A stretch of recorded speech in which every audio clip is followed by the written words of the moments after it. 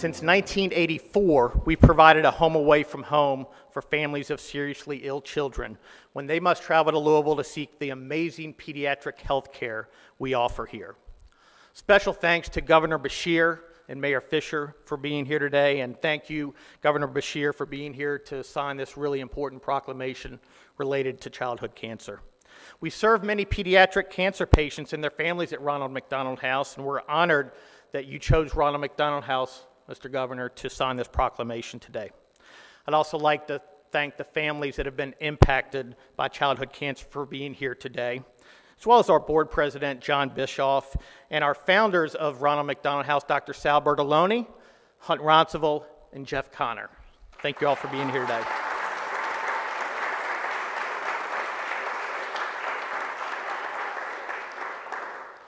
Let me also welcome several local McDonald's owner-operators who are in the room. McDonald's is our founding mission partner, and in addition to the amazing support they provide to our organization every year, every single year, they do amazing things throughout the community, so I want to thank them for being here today. Just this year alone so far, they provided over $250,000 of support to help us provide that home away from home for families.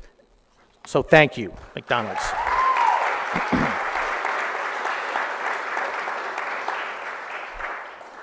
While childhood cancer is rare, it is the leading cause of death for children and adolescents. However, significant improvements can be made in the lives of children with cancer by detecting cancer early and avoiding delays in care. Louisville has one of the best medical facilities in the state of Kentucky. Our organization is here for those families who travel to Louisville to receive that care for their children. While we can't take away or treat the diagnosis of cancer here at Ronald McDonald House, we can keep families together, providing them with the home and support while they focus on the healing of their sick child at a really critical time. Thank you, Hal, and good afternoon, everybody. It's wonderful to be here. This is one of the real treasures in our city and the state, and just really appreciate all the folks that have done so much over the years to keep it up and running and expanding and providing even more care to more people. A lot of folks involved. So it's really wonderful to be here. And I'm particularly moved that we're here to honor two areas that are central to our city's core values. So I feel like any great organization, you got to be really clear on what's driving you. And two of those really manifest themselves here. And that's obviously about improving health. And the second is about how do we act with compassion toward each other, both in ways that help people reach their full human potential. That's how we define compassion as an action word. And we hope it's reassurance, certainly in the most difficult time, that people who come to Louisville with a child experiencing a medical emergency or a challenging and even sometimes life-threatening conditions know a couple things. And one of them is that waiting here at this stop on their road is great health care options for their children and the comfort of home and togetherness for families.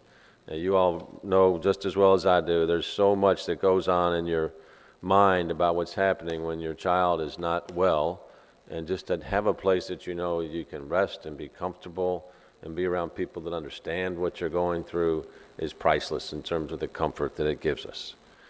We're like to brag on ourselves in the city, just like Hal did, but Muhammad Ali's from here, Hal, and he said if it's true, it ain't bragging. So we brag.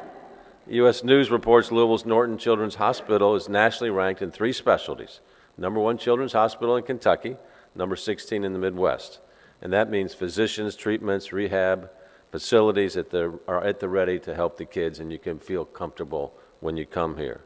Also at the ready, obviously, is the Ronald McDonald Charities House of Kentuckiana, a place like no other as far as I'm concerned. I too want to thank the Perry and the McDonald owner-operators for their commitment to the Ronald McDonald House day in and day out each and every year to help keep this wonderful facility going.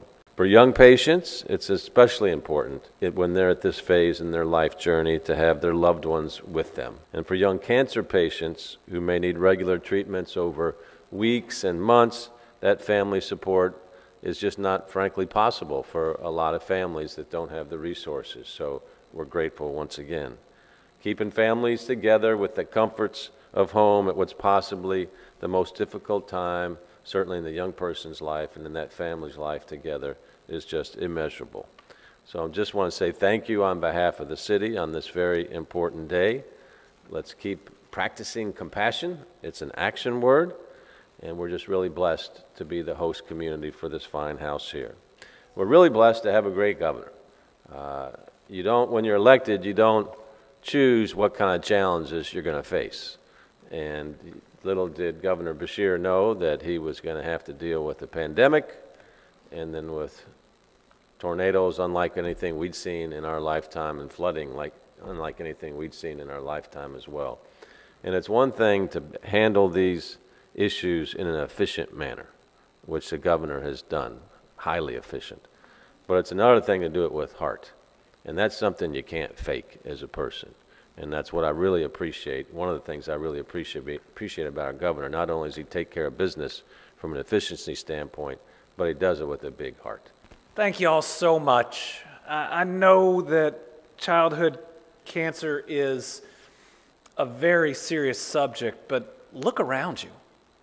Today we're here to raise awareness. And look at the amount of people and the amount of media that are here today. Y'all are going to do a whole lot of good. And thank you to the Ronald McDonald House for hosting us today to make sure we make this the best awareness event we can. I want to thank Hal and Mayor Fisher for their kind introductions, and thanks to everybody for joining us as we recognize September as Childhood Cancer Awareness Month at the Ronald McDonald House in Louisville. This is a special place supporting families when they need it the most. Yesterday, I knew one person that I worked with every day had stayed at a Ronald McDonald House. Today, I learned 2 people that I've worked with just about every day have been comforted by the people that work here. I want to thank a few other amazing advocacy organizations that are here and represented today that do such good work. How about the Kentucky Pediatric Cancer Research Trust Fund Board? Would you all raise your hands?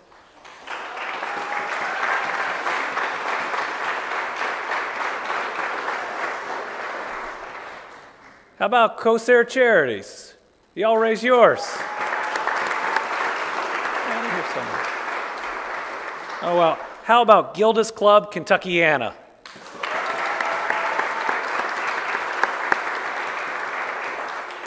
The Kids Cancer Alliance.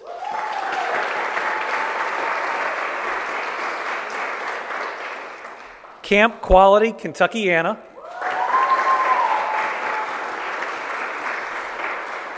An organization so great we don't mind the Indiana part.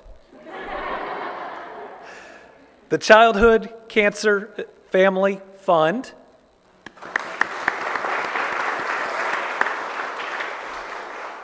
And the American Childhood Cancer Organization.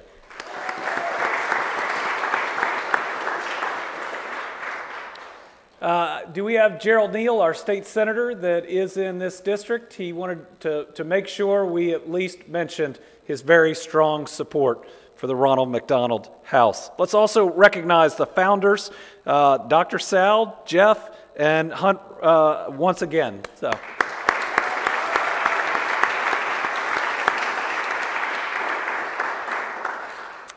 And I didn't know this, but that founding occurred when Jeff and Hunt met Sal when Dr. Bertoloni treated their daughter Christine, who survived pediatric brain cancer.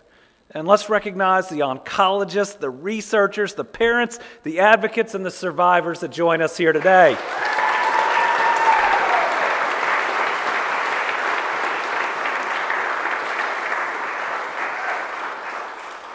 I want to share how personal this fight is for this administration, for Brittany and myself. My father is a cancer survivor. Not childhood cancer, but I remember the day. I was 17 years old. I'd just come back from a date. It had not gone very well. And my brother was there, who was 4 years early. I think it was a Friday. And I knew something was off. And I remember they took us into their bedroom, and we sat down. I still remember the color of that bedspread. And he told me he'd been diagnosed with cancer, that it was at an advanced stage, that they had already scheduled surgery, and we'd have to see how it goes. I remember what I felt at that very moment. how it would feel to have a family member that you depended on, that you loved, that you saw every day, how scary it was. And now, today, one of my staff members, Kenzie Morrison, who's here today, a 20-year-old childhood cancer survivor at just 25 years old. Her family's actually stayed in the Ronald McDonald House during her treatment. Kenzie, thank you for being here.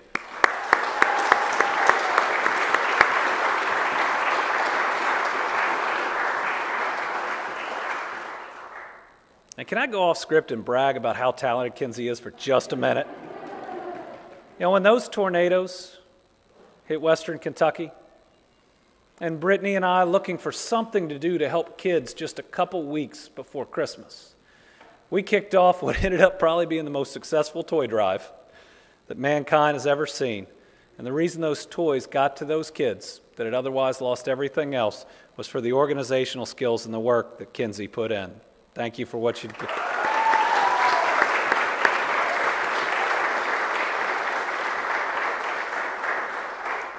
And I think about her story, hundreds of miles away from home, already facing more than $200,000 in medical debt.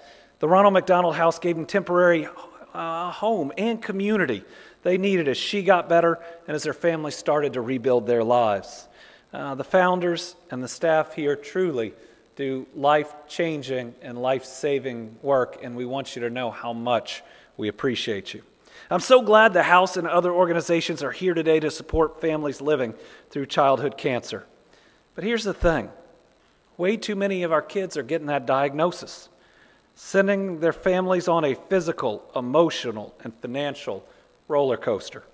And worst of all, we're losing some of those kids to cancer far too early, before they have a chance to grow up, to live out their dreams, to have been on this earth the same number of years as my 12 and 13-year-old.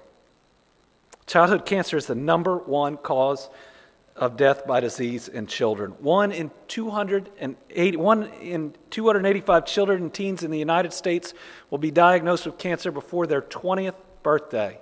There are about 40,000 kids in this country going through treatment right now who need our support, so they have access to better therapies and, more importantly, a cure.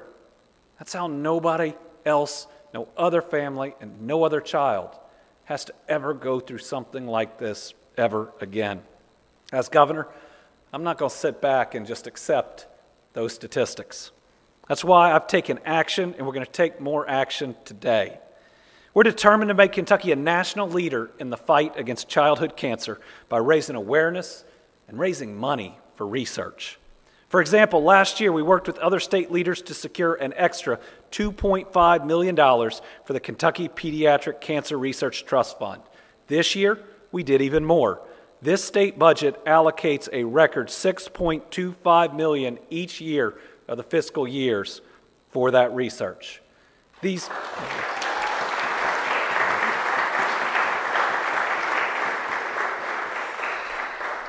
dollars focus on general pediatric cancer research and supporting the expansion of clinical trials at the University of Kentucky and the University of Louisville. Our kids deserve more than that, though. They deserve better. A budget is a value statement, and we lead with our shared Kentucky values of family, faith, and a deep commitment to one another. That's why we're also investing in a basic human right, especially for our kids, and that is access to high-quality, affordable health care. I made good on a promise to relaunch Connect, our state-based health insurance program, where we can work with you and your groups to make sure we're offering the types of coverage we need and that system is there for you at your toughest moments. In addition to Connect, our budget fully funds Medicaid and Medicaid expansion, which provides health coverage to many of our children, including 660,000 Kentucky children that depend on Medicaid. Each a child of God that more than deserves the very best treatment. A cancer diagnosis can leave families struggling to pay astronomical medical bills, making quality health care coverage for all even more important. No family should ever have to hear there are no more treatment options that might save their child. And no family should have to choose between paying for medicine and putting food on the table.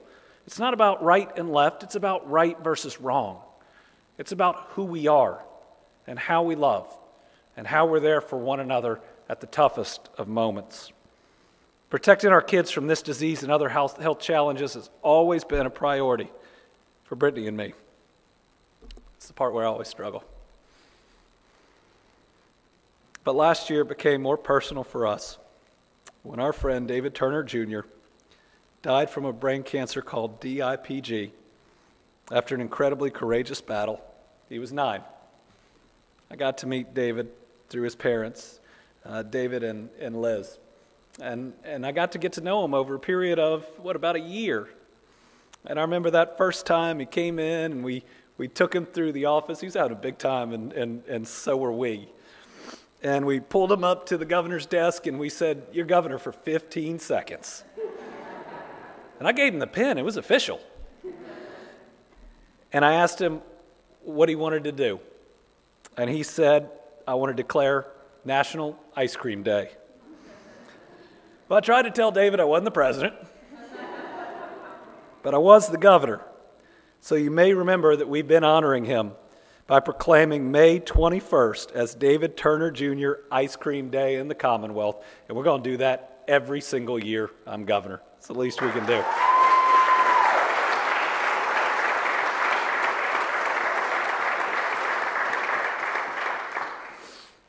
Getting to know David Jr. also introduced me and started a relationship with his parents. David and Liz have become wonderful mentors to us, to be able to talk to not just myself and Brittany, but our entire administration about the challenges that families face, and be able to make very personal introductions to families, try to find ways that we could help.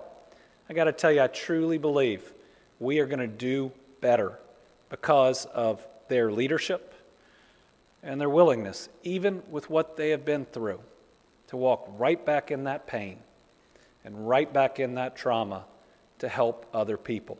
And I know so many people in this room are doing just that. And listen, nobody would ever hold it against you. If you wanted to go in a different direction, you wanted to do something else. But it takes a special type of person. All right? You see a little bit of God and people who are willing to walk back into the worst moment of their lives to try to help other people going through the same thing. So I'd like to invite David Jr.'s amazing mom, I think all y'all know Liz Turner, to say a few words about why we will never stop fighting for a cure together. You know what? We're going to find that cure, and we're going to find it together. Liz?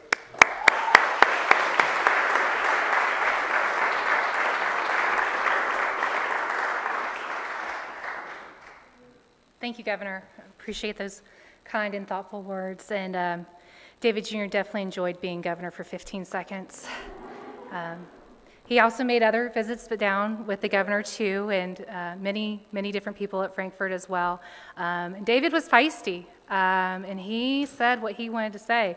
I remember during the COVID press briefings, you know, in those days when we were having those daily press briefings, David actually offered to come and speak to on TV with the governor if he needed his assistance, because I did. So we were off on an adventure, making every day the best day ever, and we drove home to Kentucky. I gave him a live microphone and with no prep, and he just started talking. And he needed one reminder. He told me what he wanted to say, and I said, "Well, tell him, what about you?" And so he added the sentence, and that was David. He had no fear of speaking his mind. He had lots of honest conversations with his nurses and doctors and providers and staff. And I'd like to share a little bit about David. But first, as I look around the room today, it's just amazing how many people are here with us. I know we've already talked about the organizations and the families and everybody impacted by cancer in this community, but so many people are impacted by cancer from our providers and families and organizations, and it just really puts into perspective how many lives are impacted. And all together, we can make a difference within the community in making sure that the general public, who we would never want them to experience this world like we do as cancer families, but to raise awareness with them so they know about the community and can help support us in our efforts to raise awareness, increase funding, so that one day our children can grow up and live a cancer-free life. The story I actually want to really share with you about is where we came up with Make Every Day the Best Day Ever, actually where David Jr. came up with that. And just days after being diagnosed with cancer, and the first words were, your child has diffuse intrinsic pontine glioma, DIPG, and the very next breath we were told that it was a terminal diagnosis, there was no cure, there was no life-sustaining treatment, and that he will die. And most likely, the median survival was between 6 and 9 months for the type of cancer he had. So we left the hospital just days later and went to Thunder over Louisville for the very first time. We actually had planned to go to Thunder over Louisville, talked our provider into letting us leave the hospital so we could go, because that was something David Jr. was really looking forward to.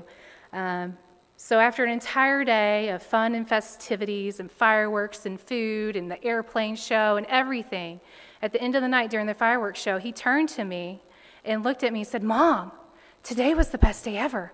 I want to come back next year." And I was just sitting there watching him watch the fireworks thinking, he has 6 to 9 months to live. We'll never come back. But I said yes.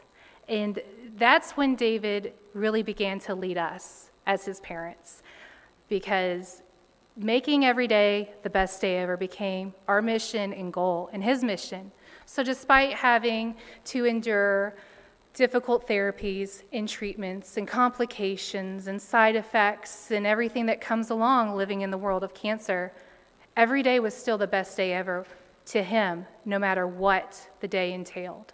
And that's a mission. And when I think about his message now, making every day the best day ever, what that really means to me is our mission to make every day the best day ever. And as a group, advocating for children to change policies, to make sure kids have access to the services, the care, the research, and the treatments they need so that they can grow up, live a healthy, long, active life, and can make the best day every day ever. So that's just a little bit about my son, David Jr., and I just wanted to share that piece with you today. And I'm so proud and so excited to see so many people here that want to join in with us and help make these changes. Thank you.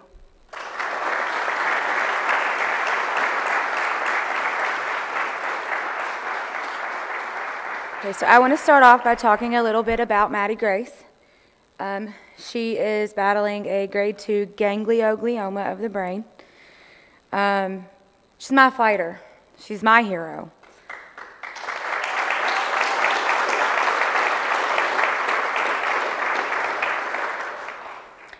At times, her bravery and her strength give me the strength to keep going. She is my armored warrior and faces each battle, each obstacle, but she perseveres. The obstacles that she faces and the children like her going through similar battles are often beyond what my adult brain is able to even comprehend. A human being could face something like they face and still shine bright. Daily, I'm reminded of the obstacles that Maddie faces, like missing school, being sick, losing hair, just appointments and schedule changes, and just your life being flipped upside down. But still daily, she reminds me how brave she is and children like her really are. Throughout all of this, she smiles, she laughs, and many times she comforts me when I feel the load is too much to bear. One of our greatest blessings throughout this battle has been the Ronald McDonald House. Our home is almost a 2-hour drive from here, and that would add so much stress to me and her to try and drive up daily or to rent rooms and try to stay here when it's just us. Financially, mentally, and physically, I don't know how we could survive without the Ronald McDonald House. From the rooms that we stay in, the food that they serve, activities that they give these children to still live a normal life while they battle the biggest battle of their life. We've been blessed to make friends here, and I've seen firsthand how the Ronald McDonald House has brought families together and kept smiles on the faces of children and parents like myself and Maddie Grace. So I know in my heart that one day we'll hear that sweet ding, the golden bell, the sound that a child has won the battle against this awful fight. It's that sound that I long to hear and that I know I will witness Maddie do one day. The advance in science that has given us hope, the caring and knowledgeable medical teams that help these children, and all the love and support give me that confidence that one day we will hear about a cure. There is hope.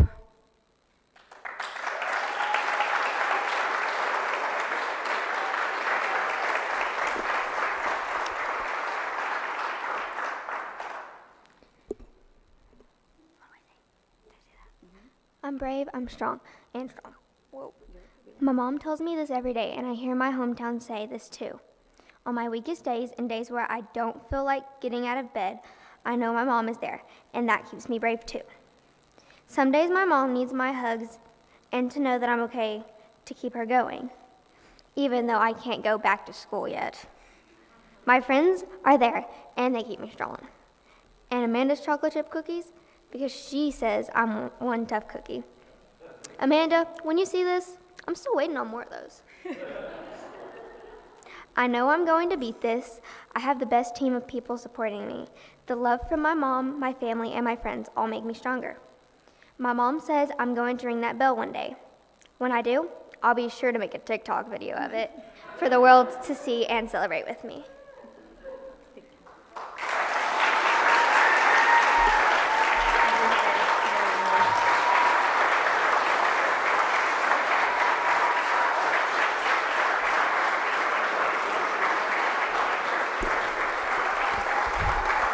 Maddie Grace, thank you. Casey, thank you for sharing Maddie Grace with us. Thank you, Dr. Bertolone. Thank you, Liz, for speaking today. I'd now like to invite Governor Beshear to come up and sign the proclamation.